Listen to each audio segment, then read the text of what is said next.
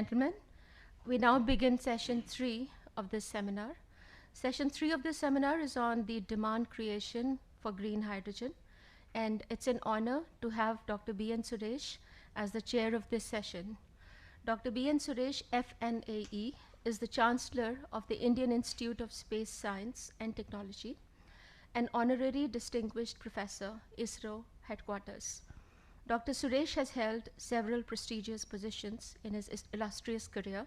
He is former president, INAE, director, Vikram Sarabhai Space Center, and member, Space Commission. He has been honored with numerous awards, including the Padma Bhushan and Padma Shri. The expert speakers of the session are Shri T.K. Ramachandran, Secretary, Ports, Shipping and Waterways, Government of India; Dr. Sanak Mishra, FNAE, former President, INAE, member of Governing Board, Steel Research and Technology. He is an icon of steel sector and has been conferred the Lifetime Achievement Award by the Ministry of Steel. Dr. Bibek Bandyopadhyay, Senior Advisor, EY India, former Director, Solar Energy Center, and former Advisor, MNRE. He was involved with the Indian National Solar Mission and the Hydrogen Program, among many other prestigious assignments. Dr. Umesh Srivastav is Executive Director, R&D, Indian Oil Corporation, as the team lead of the Indian Oil Center for Alternative and Renewable Energy. He spearheads pioneering initiatives in solar, bioenergy, hydrogen, gasification, and batteries. Over to you, Dr. Suresh. Thank you very much. I'm sorry, there's one more addition who recently just joined us. Is Mr. Hiren Mehta, Chief Commercial Officer, VP Business Development, ACME, Clean Tech Solutions. Thank you. All right, thank you. Let me also welcome all eminent speakers and participants for this final session of this today's seminar. And the topic is, as already mentioned, demand creation for green hydrogen in the Indian context. I'd like to make just four quick points. One is what happened was morning session, Mr. Jonas, CEO of Green Hydrogen Organization, Geneva, while making his presentation, he just made one statement: demand is yet to take off. I just noted down. So that means that this particular session becomes all the more important than how do we really enhance the demand in the country by stimulating across various key sectors as well as usage in different applications. That is the point number one. Second, I think the chief guest, Mr. Balla, while making his inaugural lecture, he made one more statement, that asymmetry in demand and supply. I think this is something we noted down. So how do we really bridge the gap? While we need to enhance the demand, and at the same time we also have to ensure that whatever gap is there, how are you going to really bring it down? Then third is the cost. Already we discussed, which is very closely linked with the demand, and of course in the last session was totally dedicated to that, and then we got very useful inputs that. And as far as the fourth point is concerned, we have to really look at what are the effective strategies to accelerate the demand in India. I think this is where we have four eminent speakers who are going to give, and each one I see here, they deal with the different sector. The first speaker is Dr. Sanak Mishra. Mr. Ramachandran, Secretary. Is not here in this list actually. Can you just give that? No, I'll do that. Can you give that paper? It is not there in my... Yeah, he just came actually. All right. Okay. Okay, the first speaker, I'm sorry about that. It is not here. Mr. T.K. Ramachandran, Secretary, Ports, Shipping and Waterways, Government of India. As you can see, he is going to represent the shipping and waterways. Then, of course, another speaker is Dr. Sanak Mishra, who was the former president of Academy, member of the Governing Board, Steel Research and Technology Mission of India. He is also known as the steel person in our Academy. And formerly Managing Director of Rourkela Steel Plant and member of Board of SAIL. Then third speaker is Dr. Umesh Srivastav, Executive Director. He represents the oil sector, Indian Oil Corporation Limited, India. Mr. Birendra Singh, he represents the fertilizer sector. He is the director of Indian Farmers Fertilizer Cooperative India. And of course, we have with us Mr. Hiren Mehta. Hiren Mehta, Chief Commercial Officer, VP, Business Development, Green Hydrogen, Ammonia, ACME, Clean Tech Solution, India. Then, of course, we also have with us Dr. Bibek Bandopadhyay, Senior Advisor, former Director of Solar Energy Center, and former Advisor MNRE, Government of India. He was also involved in the Indian National Solar Mission and Hydrogen Program, among many other prestigious assignments. And altogether, we have about 15 minutes, as we have been doing in earlier session. Each speaker, please take about 8 minutes, and if it exceeds the 1 or 2 minutes more, I will intervene. Otherwise, you can get going. So, first speaker, I think we will hand it over to Mr. T.K. Ramachandran, Secretary, who has graced this particular meeting. Over to you, Mr. Ramachandran.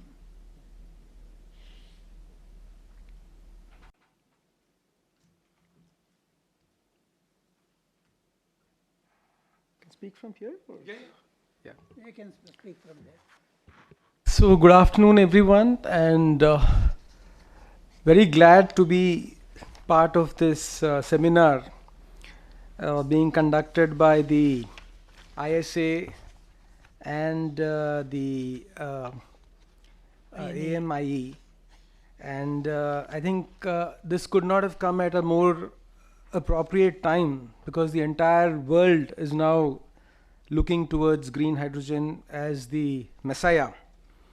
And we, I think in India, are very clear on one thing, and that is the color of hydrogen. And that has been repeated by the Honorable Minister and of course many other policy planners, that our color of hydrogen is going to be green and not black or brown or grey or whatever else is there on the spectrum. Now, this emphasis on promotion of green hydrogen has been accompanied by a lot of pro-transition policies, and both on the IMO side, which is the International Maritime Organization, that sets standards and that ensures that these standards are applied, and also enforced, as well as by the national government of, the government of India. So for this creation of demand, of course, we need supply. A lot of action has already been taken. For instance, ensuring that there is availability of alternative fuels, and on that, I think a lot of deliberations have already happened. Then supply side ecosystem infrastructure is being created, and therefore I think instead of looking at the chicken and egg conundrum, where you say that okay, we don't have the ecosystem, therefore how do we have the how do we supply, and therefore whether you will be able to meet the demand, and then whether there is a demand, again that creates a conundrum. So I saw at least in one or two countries in the West, in Norway for instance, where they are building the ecosystem and also the vessels to, in the shipping industry at least, the vessels to cater to the vessels to use this supply side infrastructure. So I think there is a need to cater to both supply and demand at the same time. So looking at maritime demand, the IMO has very clearly articulated the need for changeover to multi-fuel regime, in which hydrogen and its derivatives ammonia and methanol play a very important role. Now, of course, in the overall scheme of things, the shipping industry does not consume much of energy. That we must remember. But whatever energy that we do consume, the target is 50% by 2050. So now we consume about 5 million barrels of oil per day. So the aim is to move to 2.5 million barrels of per day worth of hydrogen-based fuels. So that is a very clear demand being forecast for you, and therefore I think there needs to be no reservations on the side of those who are investing in this field. The other thing is the preference for hydrogen. As you are aware, the IMO has a number of fuels which are being looked at, and one of them of course is green hydrogen. There could also be grey hydrogen or brown hydrogen, and there could also be the ammonia, the green hydrogen derivatives like green methanol and green ammonia.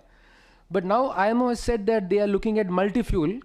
But if you look at the order book, we see that methanol fueled vessels are leading the pack, and therefore I think it is I think that is an indication of where we might be heading.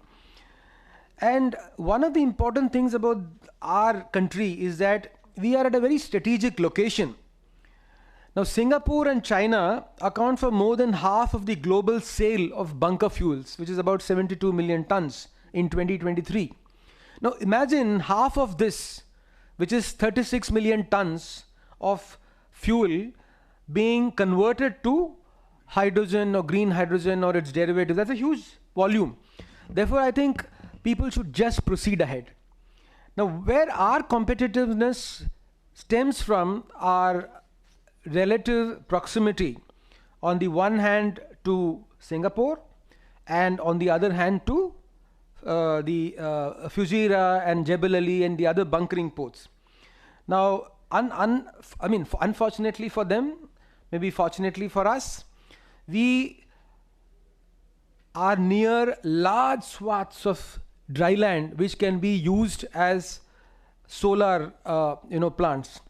I was talking to the minister from Singapore, I think last year in June when I had gone to Norway, and they are very gung-ho on using hydrogen, ammonia in even their power plants.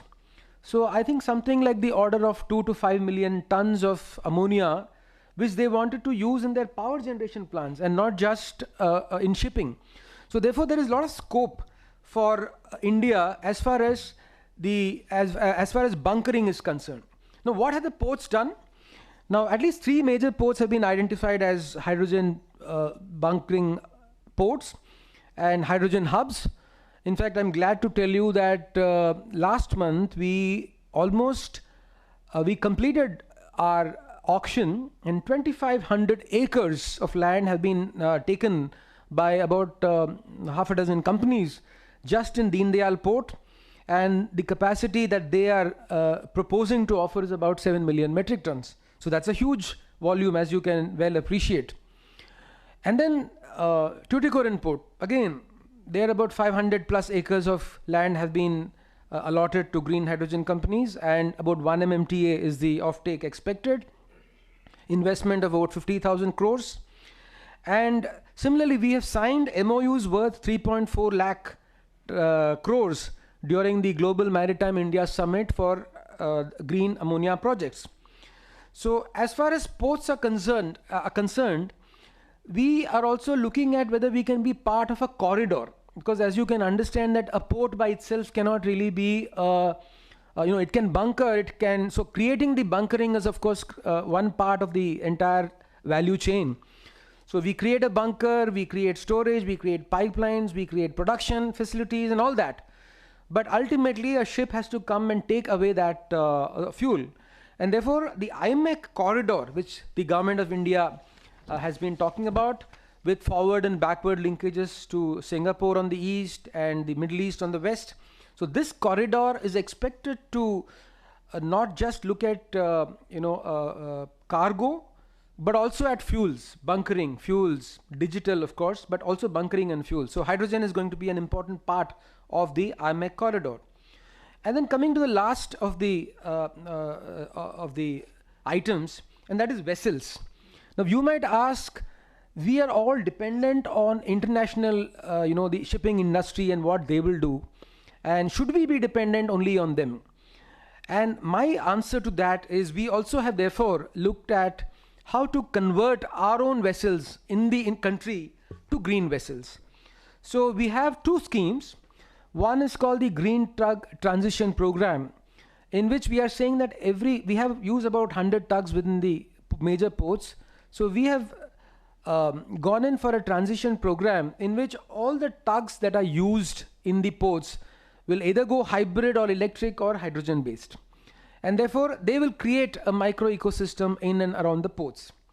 The other large scheme that we are looking at, hopefully with funding from ADB and World Bank and some of the other international agencies, is the Harit Nauka program, where we are proposing about 1,000 vessels over the next 10 years to be converted into green vessels. And apart from these 1,000 vessels, I think we'll envisage an investment of about 3 lakh crores. That's what we are expecting. And as you may be aware, this is going to be part of our indigenized hydrogen vessel production program. The Cochin shipyard has already, as many of you might be aware, has produced or manufactured a green hydrogen vessel, and the trial runs have been done. And when the Honorable Prime Minister laid the foundation stone for the green hub port at Tuticorin, he also inaugurated the green hydrogen vessel that CSL has manufactured. Therefore, that was the first vessel going to be, all trials have been already completed. In a few days, it will move to Varanasi, where we hope to have the first complete ecosystem. So 1,000 vessels, which will all run on fuel cells, hydrogen. Therefore, look at the ecosystems that can come up.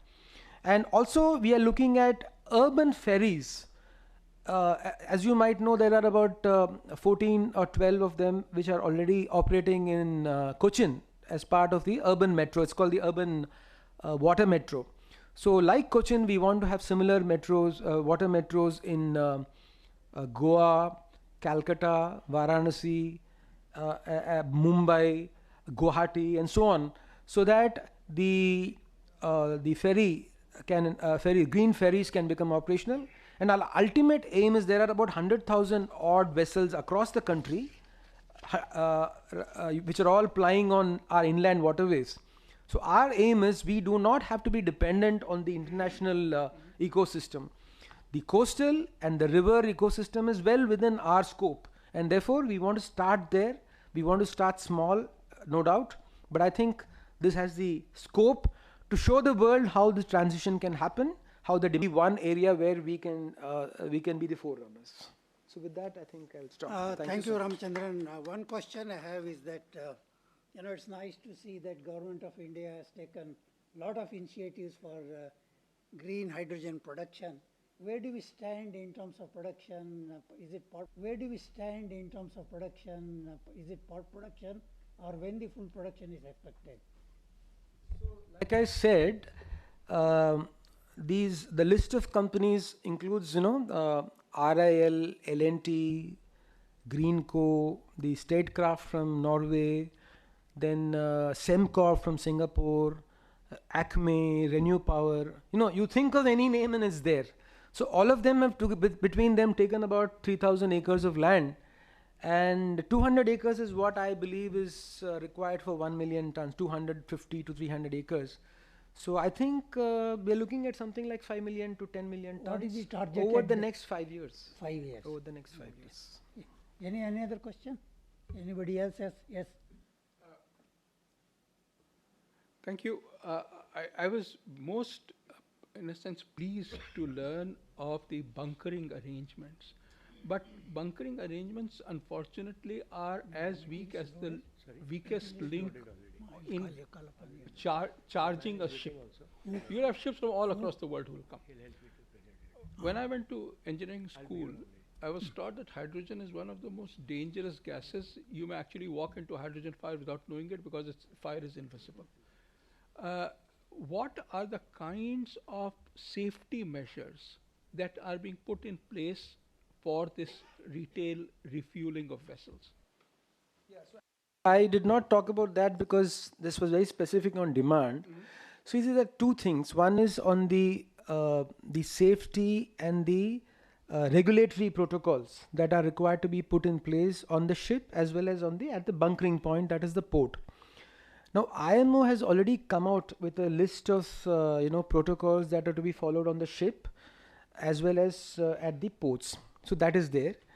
And the ports and our own IRS, we have been working on some of the standards, and also the BIS standards for handling hydrogen, ammonia, etc. have already been worked out. And some of them have said that we can adopt the whatever the IMO has said, we can straight away adopt those standards. So the standards, regulation, safety part has been taken care of. So those standards will be made applicable in the ports. So both for bunkering, storage, and we think that maybe initially we should look at ammonia and methanol rather than hydrogen, and which makes maybe makes sense. So, and we are also looking at how to use this hydrogen, because once you start producing the hydrogen, even though it might take some time for the bunkering to happen, there are fertilizer companies, right next to ports. For instance, Tuticorin, there are, hydrogen, they use hydrogen. So we can start off by doing that. And also the possibility of clustering, where you have some transport, where you have some shipping, inland water, tugs, fertilizers, maybe steel, at some locations, and ferries, so that some kind of core demand is created, and then that will kick off the entire process. Okay, thank you, Mr. Ramachandran. I think we will move on to the next speaker, Dr. Sanak Mishra. Over to you, Dr. Sanak Mishra. Thank you, Dr. Suresh. I have a short presentation, which will be in a very short three parts. One would be just a preview, and then what's happening outside India and what's happening in India. And this is specific to the steel industry as a customer, as a market for green hydrogen. Next slide, please. Next slide. Yeah, just to remind you that the total global greenhouse gas emissions, 65% is carbon dioxide, and that is really the focus of the steel industry, the carbon dioxide. Next slide, please. So we have many different kinds of hydrogen: green hydrogen, blue hydrogen, gray hydrogen, white hydrogen, and then now people also talk about a low carbon hydrogen. The definition of that is yet to emerge, but that word is also being used. So our focus here today is, of course, green hydrogen. And can you have the next slide, please? So I think throughout the day, we have been referring to the national green hydrogen mission. And I think the government of India has done the right thing in actually making a definition of what is green hydrogen in India. That is 2 kg of carbon dioxide equivalent per kg of hydrogen on a 12-month average, not per week or a few days. So we will stick to that definition. Can you have next slide, please? Next slide, yeah. Now, what I'm going to present to you is the steel industry perspective, where there is a need for decarbonization. Here, I'd like to make a point. When we talk about green hydrogen, there are two different types of uses. One is the kind that Sri Ramachandran talked about, which is in logistics, which is as a fuel. In the steel industry, the hydrogen is not used as a fuel, but as a reductant to reduce iron oxide, which is the ore, and to reduce, they remove the oxygen and form water. Hydrogen plus oxygen is water. So here the use is different than in logistics. Next one, please. Yeah. Now, what is the pressing need for decarbonization of the steel industry? The carbon dioxide emission of iron and steel industry is around 6%, and the figure for India is around 7%. Now we have an aspiration to produce 300 million tons by 2030 and 500 million tons by 2047. Now, if 2047, if you look at that, and we are currently, we'll show you the figure. We are currently generating about 2.5 tons of carbon dioxide on the average per ton of steel. It will be like 1 billion tons of carbon dioxide uploaded into the atmosphere. But this is not something that the people of India are going to accept. Next one, please. Next one. Yeah, so I call it iron in the fire. You look at the carbon dioxide intensity of steel production per ton of steel. Now, there are many different ways of producing steel. There is not one standard way. And the fact is that much of the carbon dioxide is actually in the primary stage of steel production, which is the reduction stage. The next stage is actual steel making, what we call. So the first stage is called iron making, the next stage is called steel making. So 85% to 90% of carbon dioxide emission is in iron making. But basically it then goes to a furnace which is either a basic oxygen furnace or an electric arc furnace. If you take the basic oxygen furnace, which is primarily used by public sector in India on the steel plants under say Steel Authority of India Limited, the carbon dioxide intensity is about 2.3 tons of carbon dioxide per ton of crude steel. With the best of technology available today, it comes to about 1.8. Then we go directly to the use of electric arc furnace, which uses primarily what is called direct reduced iron, which is iron reduced in the solid state. You get a lower carbon intensity, like an electric arc furnace. You come to about 0.4 tons of carbon dioxide, but then it uses scrap, which already has an energy content already. Yeah. Next slide, please. So in the steel industry, we use coal, two different types of coal. One is most of the steel companies today in India have their own power plants, which are thermal power plants. They use what's called thermal coal, which is about 20 to 30% ash, to produce iron. To reduce the iron oxide, which is the ore, what is used is called coking coal. The coking coal is used to reduce so replacing coal by hydrogen would mean replacing coal in the power plant and replacing the thermal coal in the power plant and replacing the coking coal in the iron making stage. Hydrogen gas is currently used mostly in chemical industry, and that too in a limited way. And can we have the next slide, please? Yeah. Now this gives you a basic broad eye view of what are the steel making processes today, that is used worldwide. The first one is using a blast furnace, and entire steel industry I'll show you in India is blast furnace oriented. Using a blast furnace where we reduce the iron oxide to iron, and slag comes out of it, and we have carbon dioxide. Then we have a coal-based steel making with what is called carbon capture and storage, which has started in a very small way in a 5-ton furnace in an experimental basis in Tata Steel. And there what happens is we capture the carbon dioxide, and only 20% will enter the atmosphere. The 80% will be stored underground. It's called CCS. Now, my view is that this is never going to be accepted by the citizenry, because they really don't want to go on Mother Earth, and they think that we have got tons of carbon dioxide under high pressure under my feet. So then we come to hydrogen-based steel making, where primarily today the hydrogen is used to reduce the iron oxide in solid state in what we call DRI installation, or direct reduced iron installation. As a matter of fact, India is the largest producer of DRI. About 22 to 23% of steel production in India is on account of the direct reduced iron that goes into an electric arc furnace. Now, this is the most amenable to use green hydrogen or hydrogen. And there what happens is you reduce the iron oxide in solid state, have a high degree of metallization, what's called metallization, take that direct reduced iron to an electric arc furnace, and then you add scrap and direct reduced iron, and you produce steel. Now here again, the question is, the scrap already, if it is produced from a thermal energy intensive production route, it's already added carbon dioxide into the atmosphere. However, if it's going to be purely, the scrap is produced from a purely green electricity, then of course, then we have a future here. Next slide, please. Next slide. Now, I'll give you some examples of what steelmakers are doing outside India, and then I'll come to what's happening in India.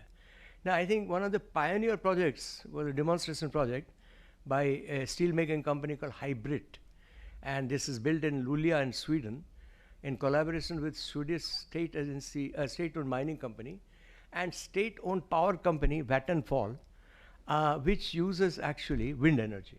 So you have a renewable energy source, wind energy, and then you take the green to wind energy, electrolyze the water, and then produce hydrogen, and use the hydrogen for direct reduction of iron. Next one, please. But now we have seen now a report in January, this just a few months back, that there's a company called Hydrogen Green Steel, which has raised 5.17 billion US dollars, and a proposed flagship plant in northern Swedish town of Boden, which will be world's first large-scale commercial green steel project. The green steel will be created by using hydrogen. Again, it will be green hydrogen. The electricity required for electrolysis and the running of the plant will be provided by nearby resources, including hydropower. So the first example was using wind power. Here we come to an example where they're using hydropower. This promises to cut emissions by almost 95%. Now, hopefully this will come out in about 2 years' time, and by end of 2025 or 2026. This will be the first commercial green steel plant in the world. But in the meanwhile, what has happened is, we'll go to the next slide. The Chinese steel company, which is one of the largest steel companies in the world, called Bao Steel, it announced that its subsidiary company, called Zhanjiang Iron and Steel Zero Carbon Demonstration Plant, 1 million ton hydrogen-based shaft furnace began production already in January 2023.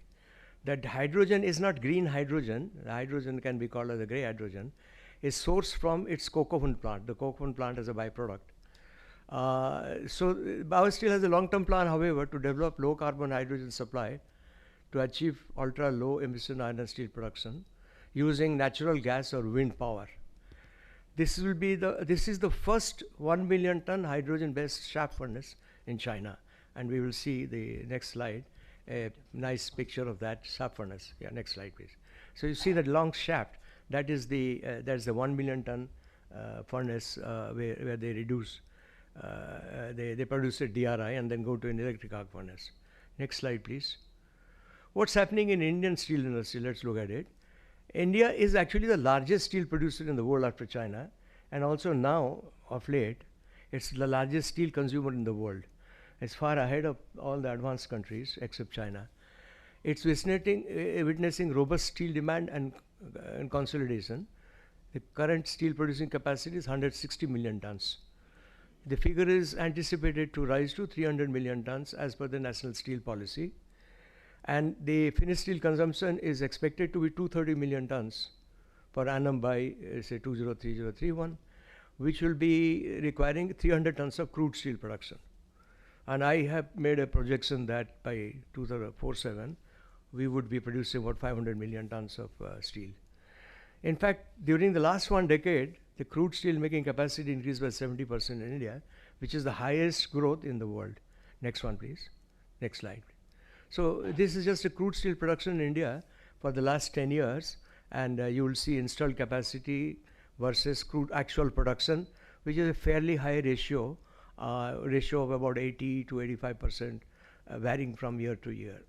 Next one, please. Now this slide is a very interesting slide because we talk about the IT revolution. I being from the steel industry, I talk about a steel revolution.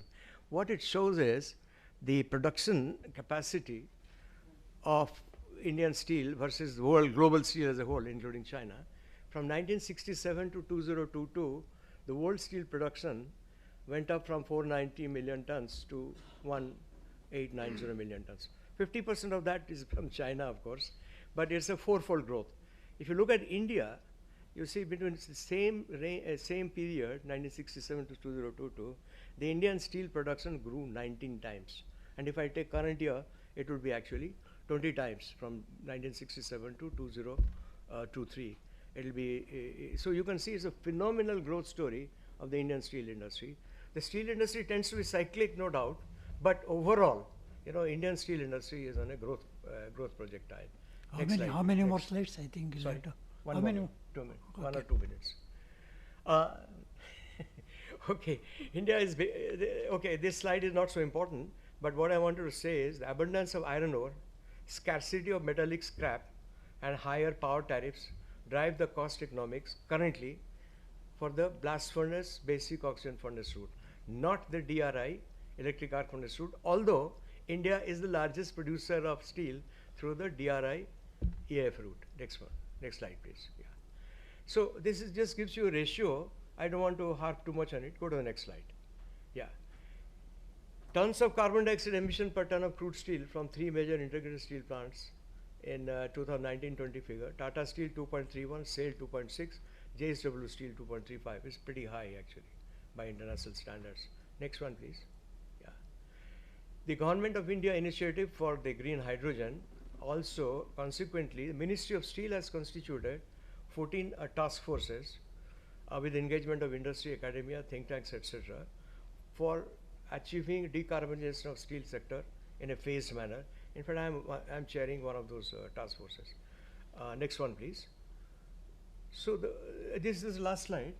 The proposed investments in India. What's happening in India? Are people interested in investing in the private sector? The government of Maharashtra signed, this is January 30, signed an MOU for green hydrogen projects amounting to a massive total investment of 2,76,000 crores, 2,76,000 crores. An MOU was signed with ArcelorMittal Nippon Steel, which is in Hazira, which is one of the largest steel plants in India today and profit making. They would establish a steel plant with an investment of 40,000 crore, which will be using green hydrogen. The MOUs also entail collaborations with various other companies, including NTPC Green Energy Limited, JSW Energy Limited, etc., etc. So what I'm trying to say is that there is a certain momentum which has picked up in India, for using green hydrogen in the steel industry.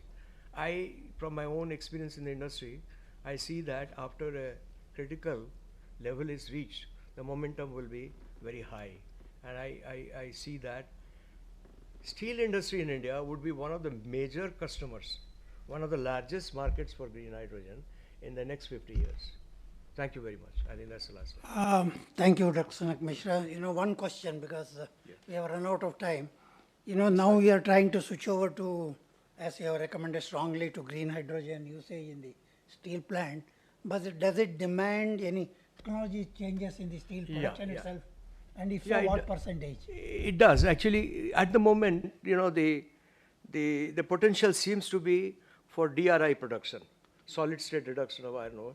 But as I said, in India, the reduction of iron ore is taking place to a large extent in blast furnaces. So we need to experiment, we need to establish, technological processes for increased use of hydrogen in blast furnaces. So I think that requires a great deal of R&D and design and engineering and technological innovation. Where do we stand? Anything we have done so far? Well, I mean, some experiments have been conducted by Tata Steel, I understand, putting some hydrogen into the furnace. But these experiments have to be repeated, and the level of hydrogen, the quantum of hydrogen that is injected into the furnace will gradually have to be raised to see, how far we can succeed in doing it. Okay, thank you very much. I think we'll come back if there are any questions later. Now shall we move on to the next speaker, Dr. Umesh Srivastava. Over to you.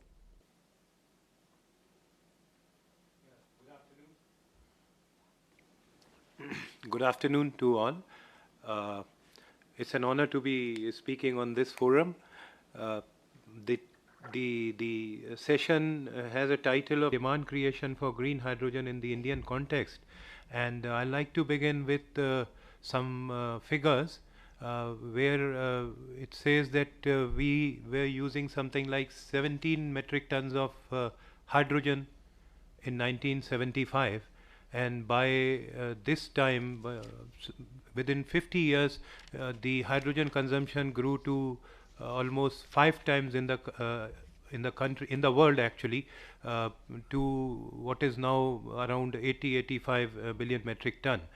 And the estimates say that the hydrogen demand will increase by 2050 in the world, going up to another 7 times to 560 million metric ton.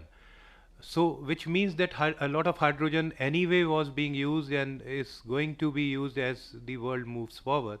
The fact is, the green word has now got associated with it, and that is where the whole discussion, and I would suggest the technological challenges are coming in front of us, because the hydrogen that is being produced even now, almost 75% of it comes from steam methane reforming, about 22% of it is coming from coal, and hardly 2% of the hydrogen in the world is being produced from the electrolyzer route. So if we have to move towards green hydrogen, electrolyzer is one obvious option. As I'll move forward in my presentation, I like to highlight what oil industry and particularly Indian Oil is doing in terms of the exploring alternative routes, and which we feel very strongly are the ones which may get the hydrogen to the right price at the point of use. I think Mr. Honorable Secretary Shipping has already mentioned that hydrogen is a very difficult molecule to handle. Actually, it's a very light gas, and if it has to be handled, it should be handled at the production stage preferably, because if you have to transport it, you have to convert it into any form, or maybe pressurize it and then take it to the point of use, which increases the cost of production. And that is where the hydrogen is being used even today, whether it's a process industry like refining, or fertilizer industry, or chemical industry. It is hydrogen being produced there and used, and some quantity of hydrogen is being imported also, or ammonia, in the form of ammonia for use in fertilizer, and fertilizer itself is imported. So as of now, there are certain barriers which restrict the demand of hydrogen. Major is, of course, the green hydrogen, if I can say. One very obvious demand is, the barrier is cost of green hydrogen. We all are grappling day in and day out to see how we can bring down every cent, every paisa of the green hydrogen cost down.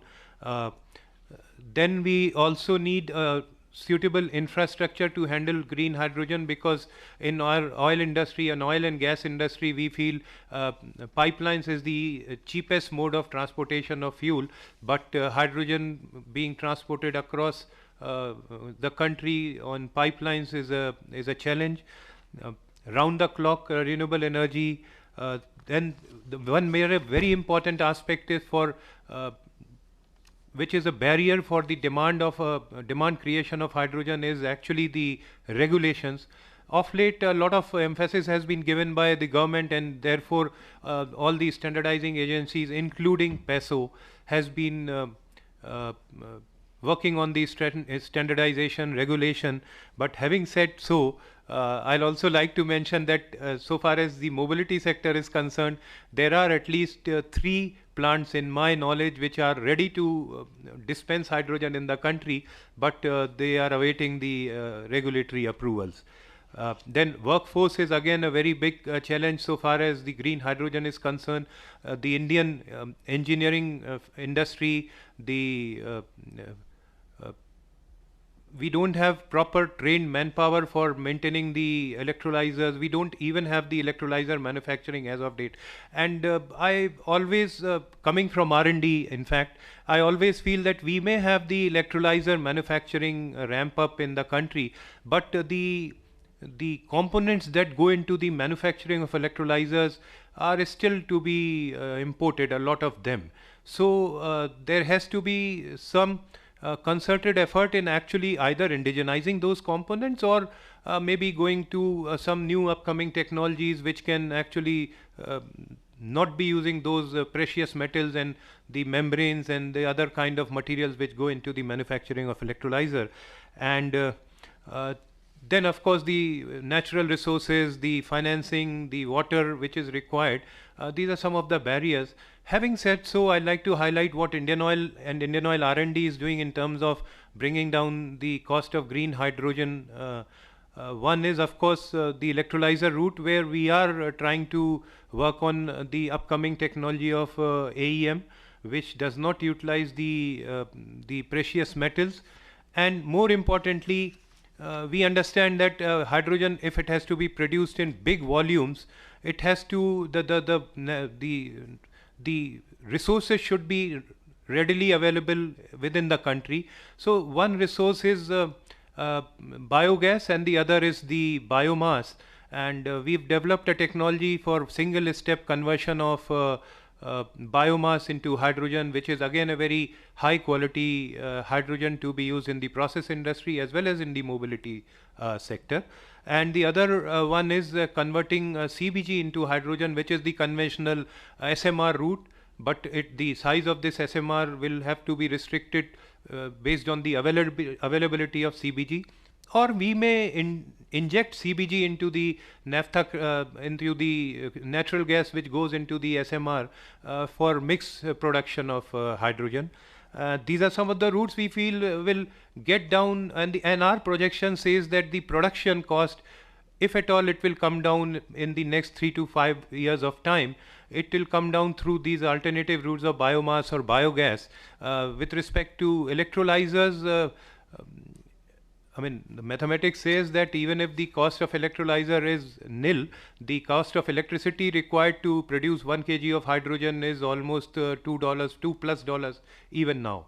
So we are quite hopeful that the biomass route or the biogas route may help us bring in some new technologies in terms of producing green hydrogen, and we would like to see that the large targeted consumers, strategic consumers like the refining, the fertilizers, there are certain financing coming in from the PPP mode, the public-private partnership. Government, of course, is doing its bit, and in fact, more than its bit in pushing the agenda of green hydrogen. And we can see a lot of policies being rolled out on a weekly basis, if I can say so. And I'm sure that with all this, the high cost of hydrogen will get down and the demand will increase.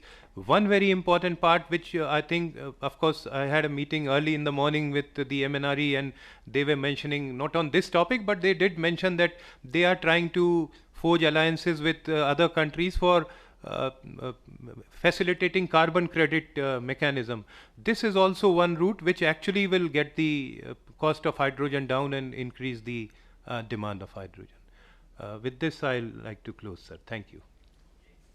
Thank you very much. You know, it's nice to see that you are trying out different production routes for the green hydrogen. Which one you think is more promising based on your experience?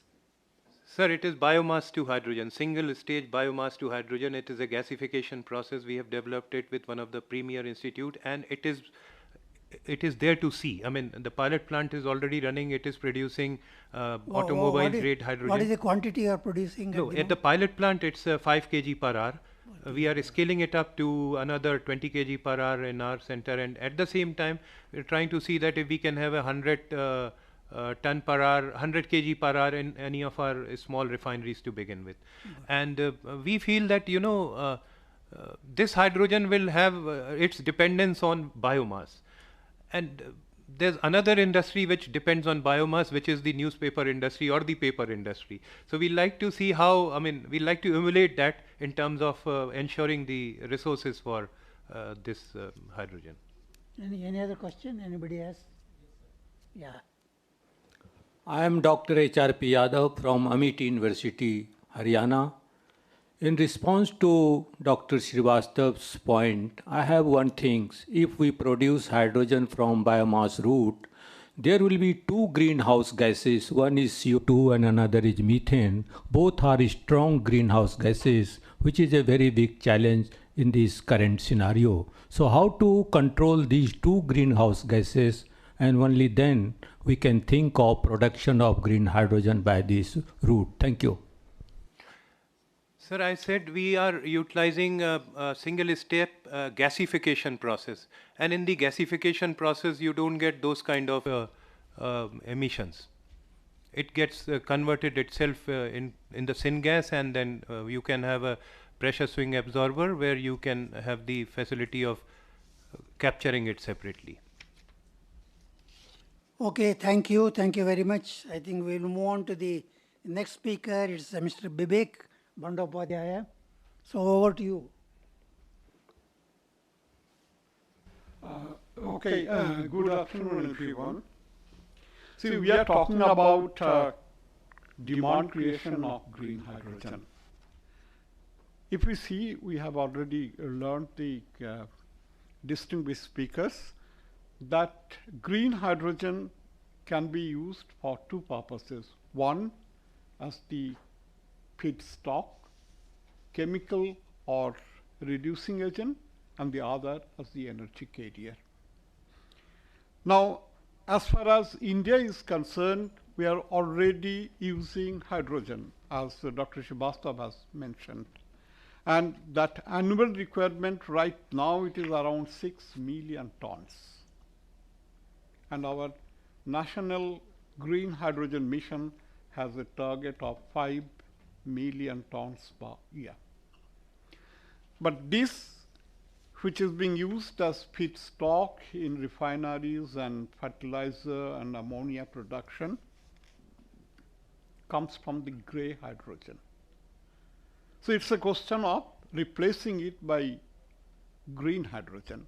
But the main barrier is the cost of green hydrogen.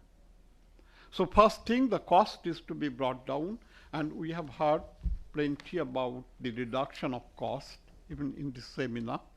And it is expected, as Dr. Mathu has pointed out, that with stochastic renewable energy, solar and wind, and along with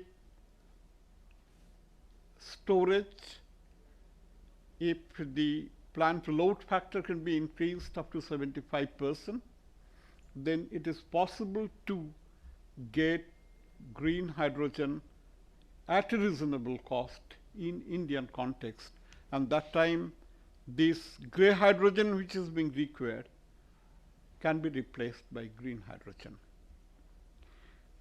The other application is energy, as energy carrier.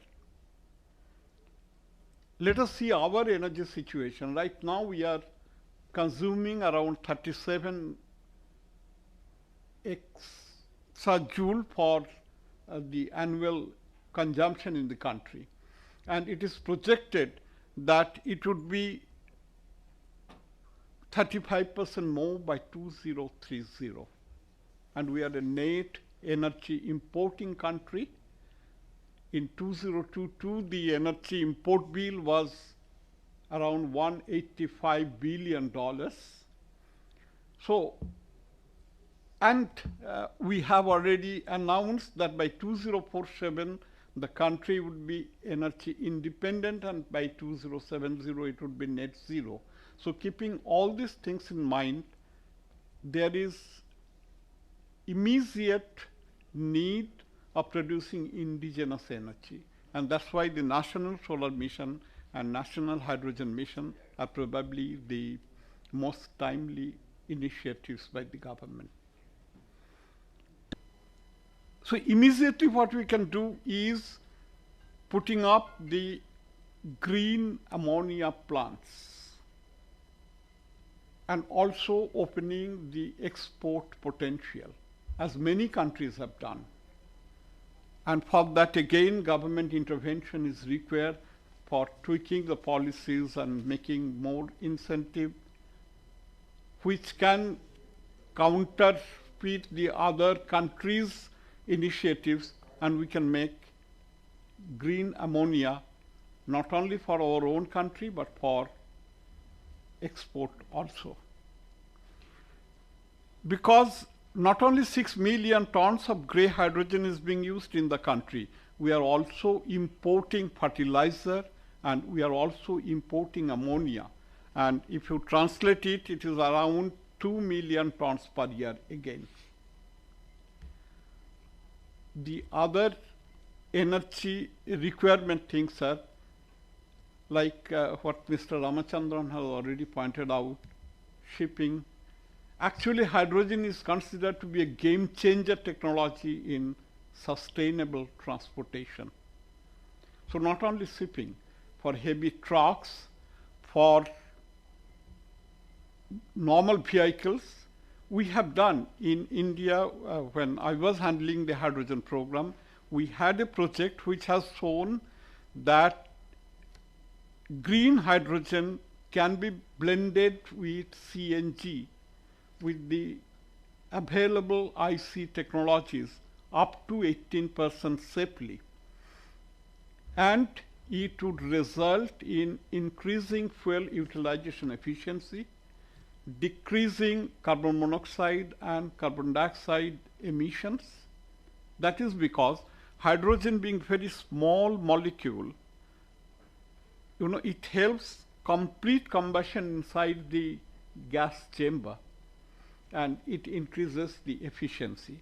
That means by blending around 18% of hydrogen, green hydrogen in CNG, we'll be able to reduce 1/5 of the CNG imported utilization, will increase the efficiency, will decrease the emissions.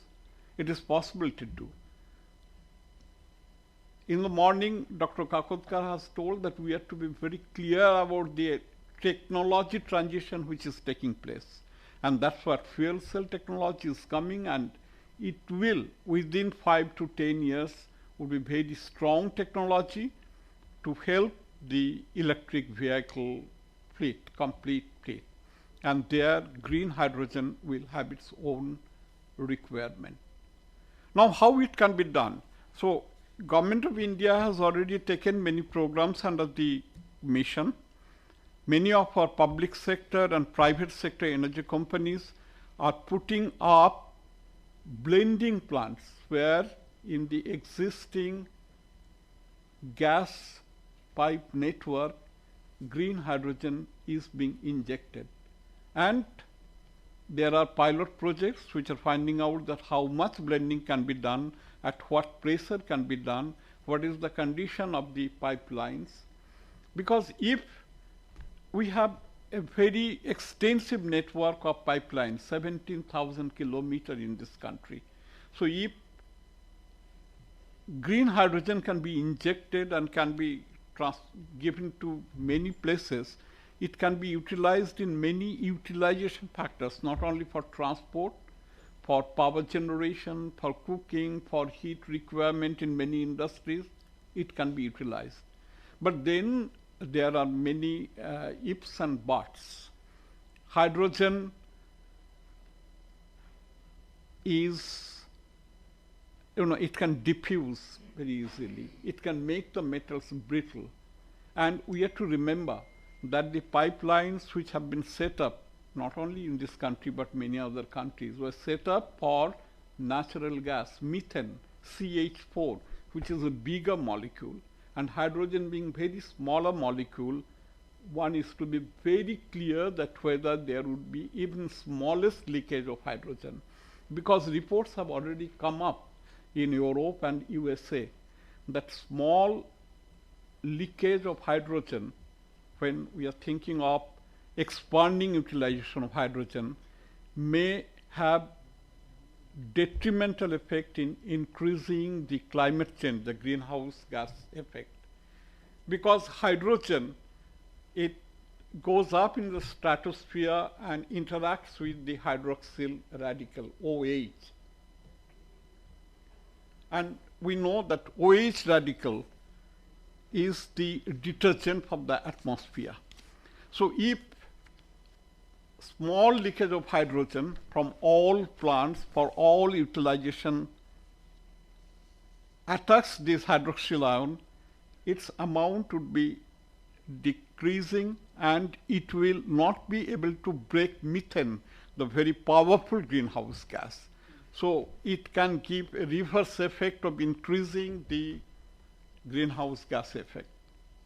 Just it's an engineering problem, engineering challenge, and we believe, strongly believe that any engineering challenges can be solved. But from the results of these pilot plants which have been put up by GAIL, by NTPC, by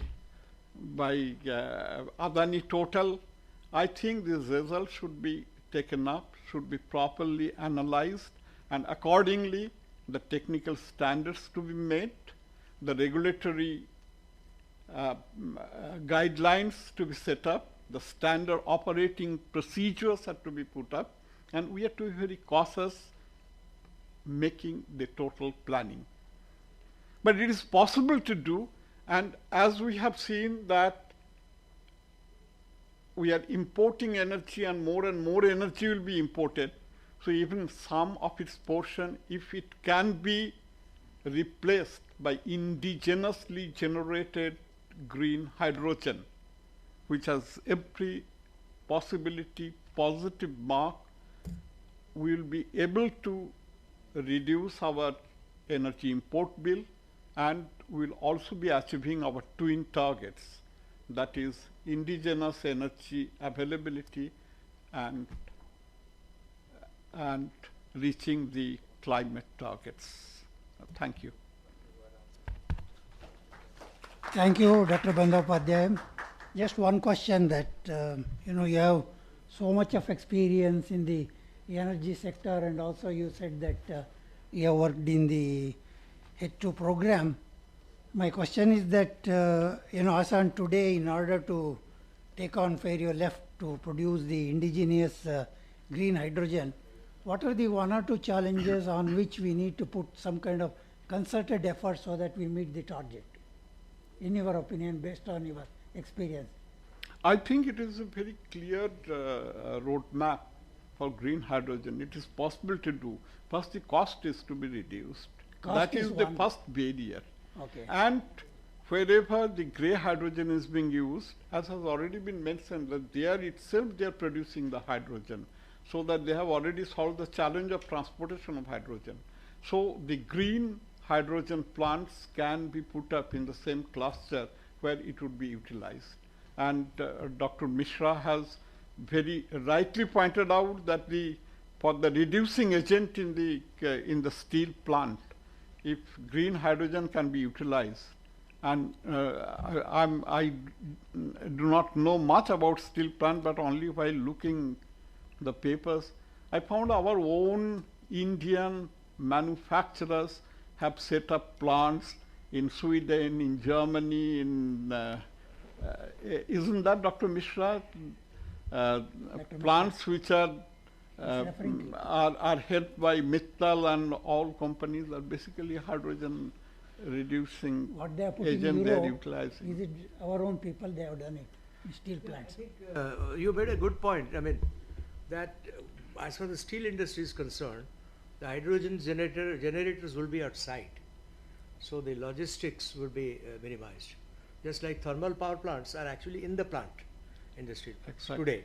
So we are going to replace them with hydrogen generators. They will be at the plant site. So that will be one positive, that we don't have to transport the hydrogen over long distances. And it is possible in Indian steel plants.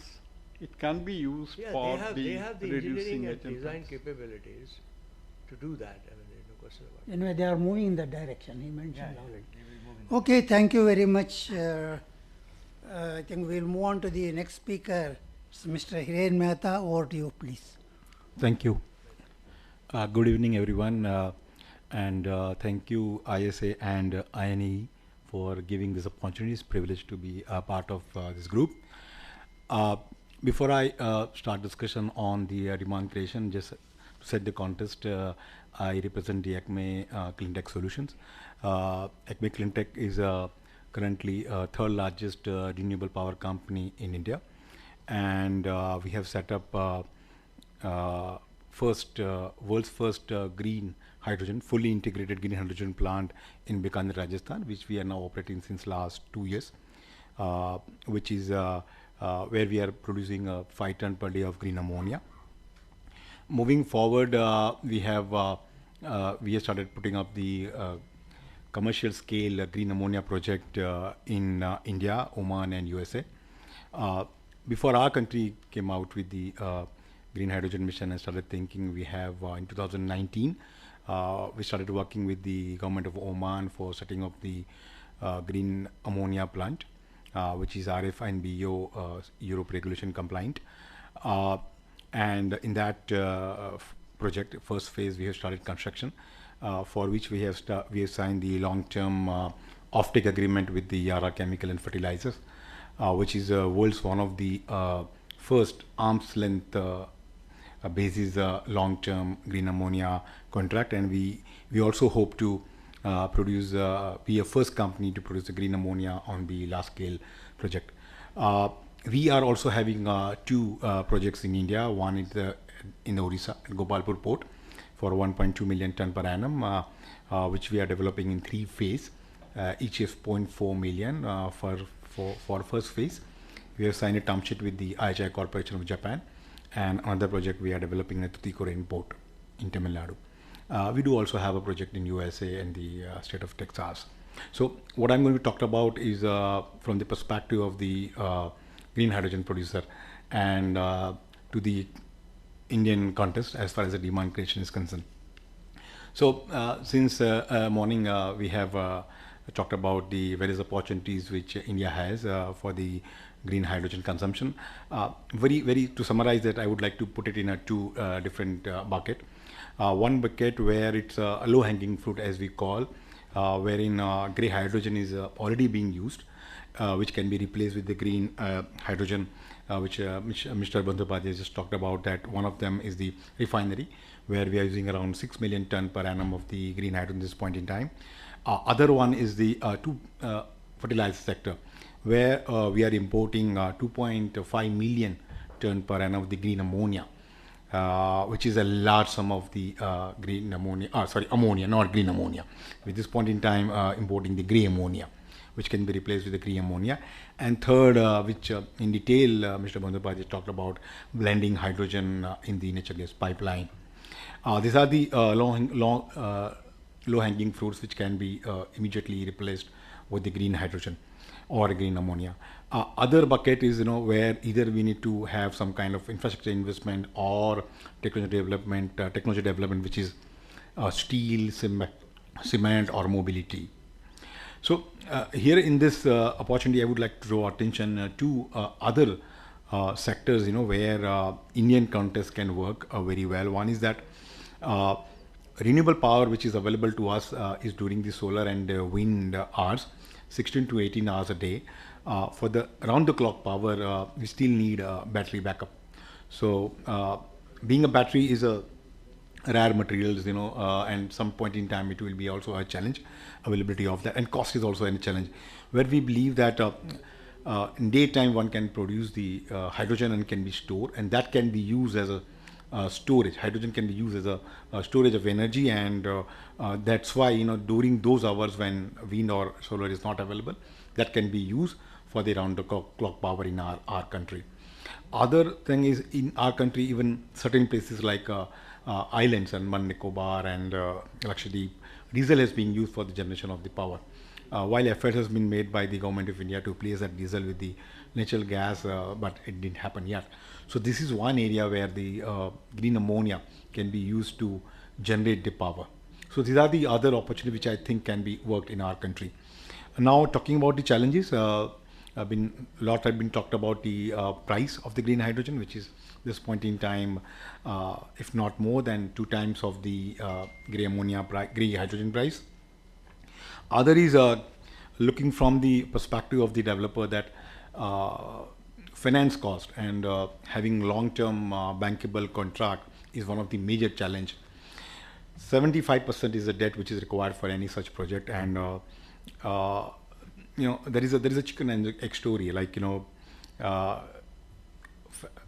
in morning we heard Mr. Suresh talking about the long-term bankable agreement is required from the producer side to have a debt. In that case, what they expect, bankers expect to have a fixed price, whereas other hand the customers always are used to with the variable price, because they are using currently a grey molecules which is index based. Other than that, the term of the contract, like bankers always want a long term as much as possible till the time the project life has, and but at the same time the customer wants the contract which is either short or medium term, mainly because it's been very clearly seen that the price of the green hydrogen and ammonia would come down over a period of time.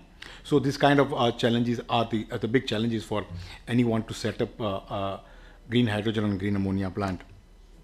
Not that prevalent in our country, but there is also a challenge when it comes to exporting the green hydrogen ammonia. its derivative, which is one of the in our mission, one of the target is to become a green hydrogen, to become export hub.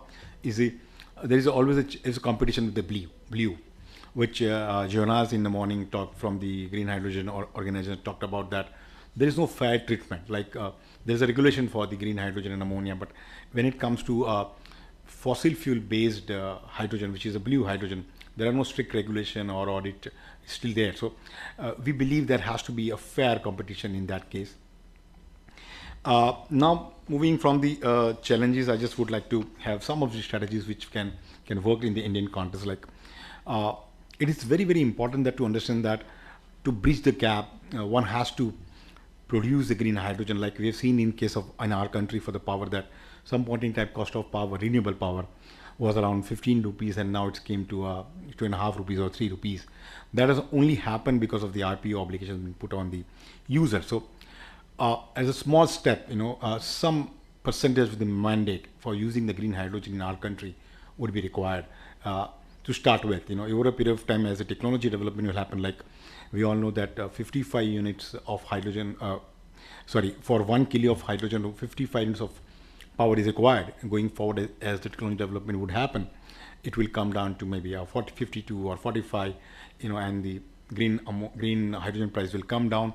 That point in time, may not be any mandate or incentive would be required, and it's own that people will start consuming green hydrogen. But to start with, if talking about Indian context mandate, I think it's very, very important to have maybe in a small percentage for all those industries which will be using the hydrogen as a feedstock or the fossil fuel.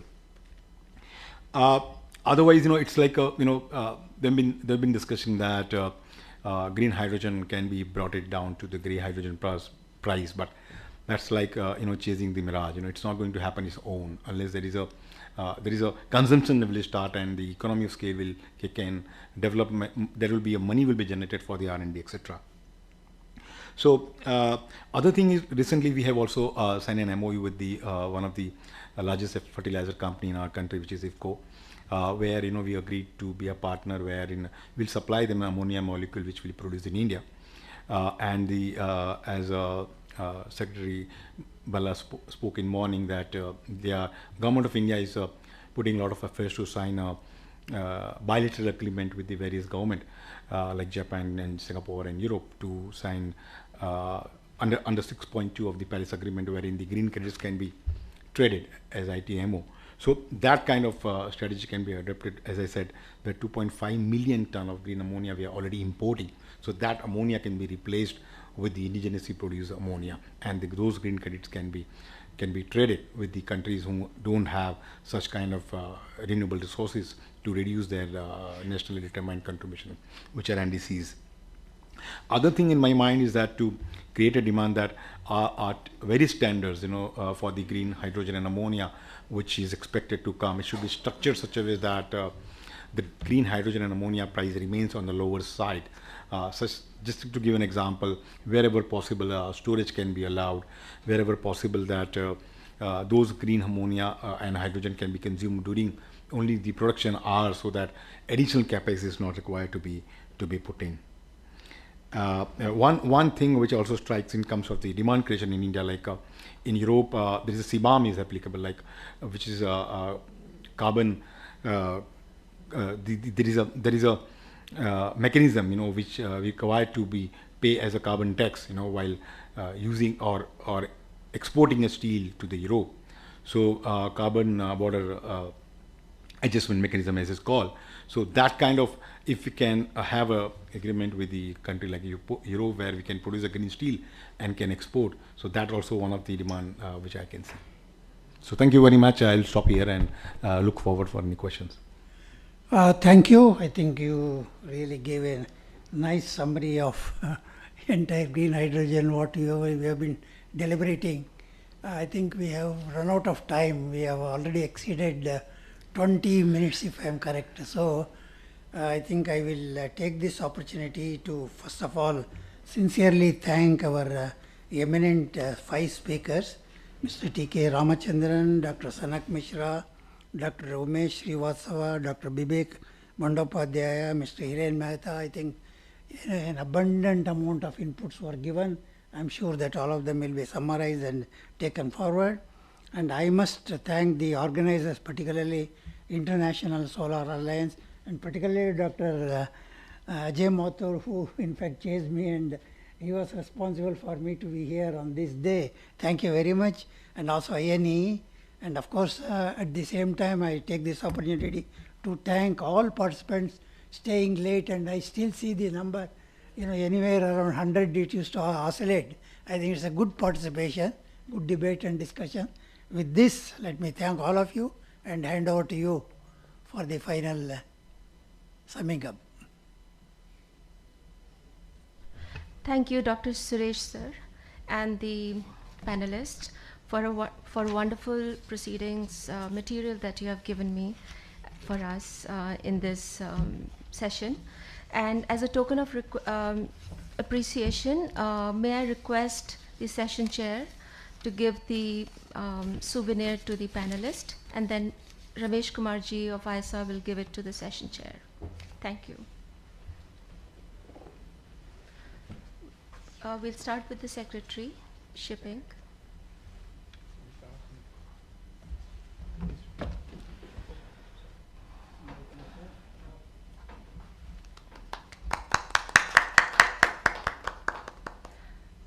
Mr. Sanak, Mishra, please.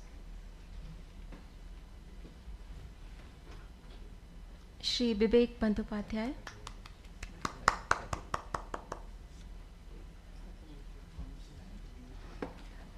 Dr. Umesh Srivastav.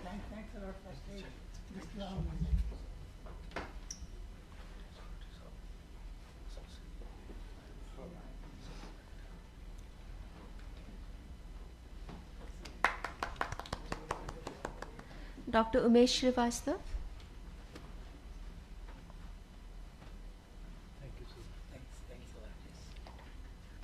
Thank you. And Mr. Mehta, please. Thank you, sir. Can Mr. Ramesh Kumar present the souvenir to the session chair? Thank you. Ladies and gentlemen, with this we come to an end of the session 3. I would now request Mr. Pradeep Chaturvedi and Dr. Ajay Mathur to do the closing. Thank you.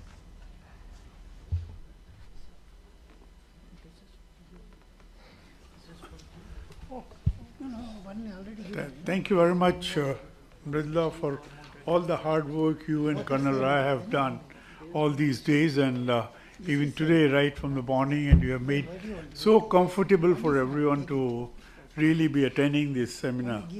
I'll briefly go through. We had 3 sessions, which were identified, 3 topics that were identified in our first seminar held in November. And the 3 topics we discussed were green hydrogen, relevance, policies, standards, and regulations. The second was economics of green hydrogen in Indian context. And the third one was the demand creation for green hydrogen in the Indian context. Now, on these 3 topics, basically I'll not be referring specifically to any one person, but then we just really realized that if we have to move forward, the basic thing is that the ecosystem for hydrogen utilization has to be created, and logistics have to be in place. We have really to see is to where does the COP28 in its stock take showed us as to where did the world stand in its translating the plans into action, and then also identified what are the challenges that needs solutions. Prior to that, G20 really referred and focused on hydrogen energy. So even before the stock take, we had a firm decision, the government of India had a firm decision to move on with the hydrogen, and the International Solar Alliance had the responsibility to work towards it. Now we did discuss in the first session as to strategies for the launches in different sectors on achieving hydrogen economy as supporting to the whole energy systems. Which it was identified was that initially we need to have the regulations, policy, standards and certification procedures to match with the international procedures, then only we can move forward, otherwise it's not possible. And ultimately these, if we use hydrogen, how we have to see how overall sustainability concepts are being attained all over. While discussing, we did realize that we are not discussing as the government agencies, but we are all discussing mainly to support government to take appropriate policy decisions. In the second session, we did discuss on the insights on the supply side, and we looked into the global pipeline of hydrogen projects, which are still in the nascent stage. We can say that different kinds of different sectors have been explored, but it's very difficult to say where we have got the 100% success and at what cost will it be really attained. Many of the technologies are seen on the horizon. Some of them are in the near future, but others may be taking a longer term and with certain amount of uncertainty. The second point was the high financing costs and the access to the finance. I mean, it's both the things. You must realize the cost of finance itself was at a very high rate, and the availability of finance from the various government and the international agencies were not so easily available. And it is thought that the private sector, even in other ways also, the private sector is being looked into. How does the private finance come into the whole whole process? Then the third was that fostering community involvement. That means also involving various sectors, and at the same time everyone that is involved, whether it's from the energy sector or from the industries, that has to be really done. Some of the the basic study that we finished 2 years back, we found that hydrogen energy globally, after debate and the report itself was written by 79 different experts and was referred by about 500 experts worldwide. It was realized that, and in that INAE played an important role, especially Dr. Ajay Mathur. I also had the opportunity, and Dr. Vivek Bandyopadhyay. We did work very hard on it, and we realized that hydrogen, we projected that hydrogen could be used not only for the transport purposes, but for decarbonization basically, and even in the domestic and construction sector. So this is besides the industry. The third session we had referred to the insights on demand side. So it is that the efforts to create demand needs to be stepped up, and then different presentations. Even we had how we could go for the maritime thing, but then we had to see what are the obstacles and what are the interlinkages that have to be really covered.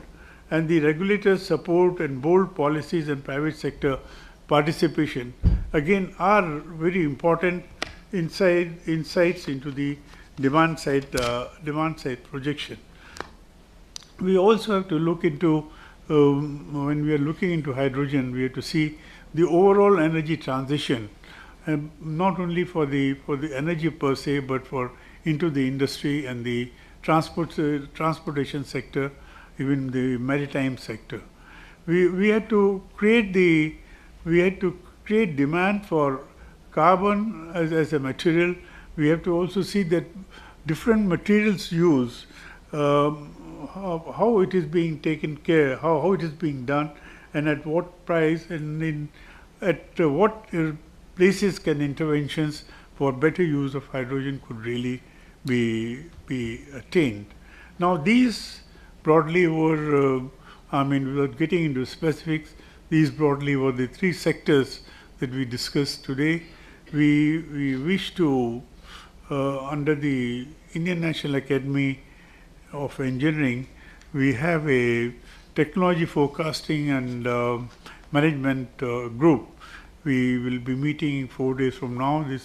before the president left, I did talk to him, and he agreed that the first report that we'll come out with and present to the government should be on the hydrogen thing. Maybe we'll carry it forward. ISA could be a partner with it, and that will be.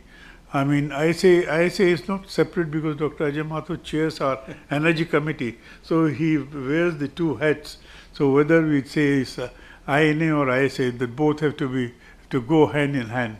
So with this, I hand it over for your advice, sir.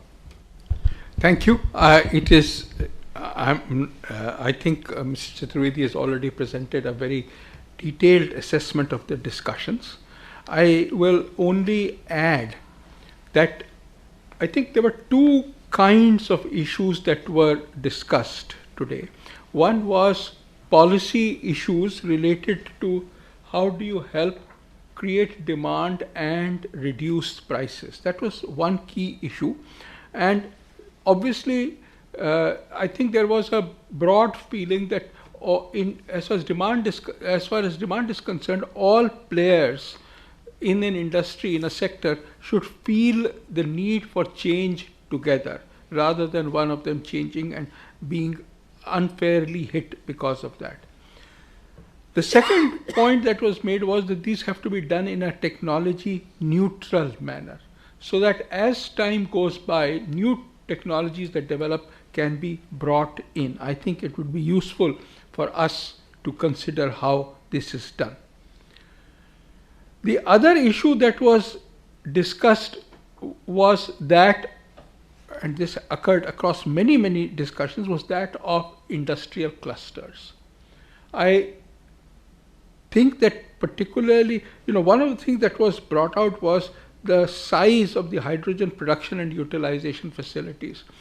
There was, I think somebody said that it is better that all the hydrogen that is produced is utilized close to where the production is. That effectively says that the demand for pipelines is minimized. That by itself would be an important issue. But then what it leads to is that you would need clusters of user industries. And these clusters are also useful in the initial phases when we are looking at the development of an ecosystem for hydrogen utilization. The final point on which we did not discuss very much, except in a few instances, was regarding the technology development. Because of various reasons, we did emphasize a great deal on the development of electrolyzers. But as somebody said, this is at best 20-25% of the cost of hydrogen. The vast amount is the cost of the electricity that is needed for this purpose. Consequently, I think we need to focus on the key issues that are involved in reducing the price of electricity to the hydrogen production and utilization plants. Similarly, in the discussion on the maritime sector, Secretary Ports talked of the huge importance of hydrogen bunkers, hydrogen facilities to refuel ships. What he mentioned was that if you are looking at methanol, the change that you need from the current diesel engines is relatively small. But if you are looking at hydrogen, the differences would be very large. I think as the Indian National Academy of Engineering, we also need to focus on the economics, the long-term economics, and the long-term technology dynamics of making this happen.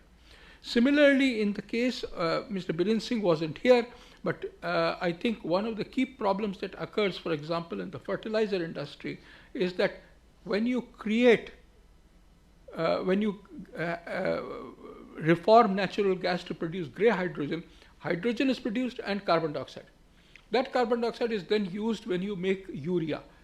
The hydrogen goes to make ammonia, ammonia and carbon dioxide is mixed to make urea.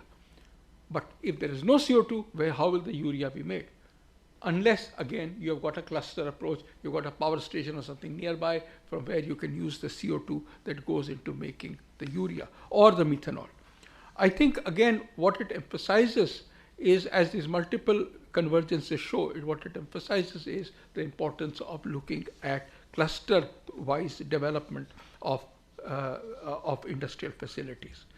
As we move ahead, I think what we need to focus on is what are the key areas where the impact is the greatest as far as green hydrogen development is concerned.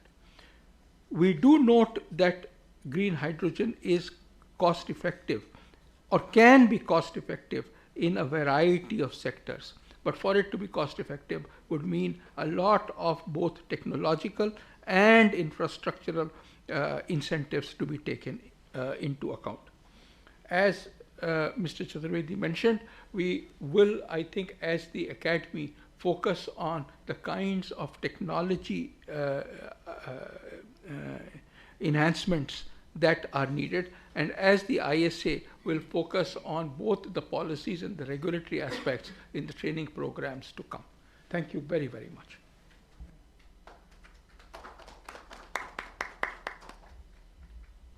Thank you, sirs.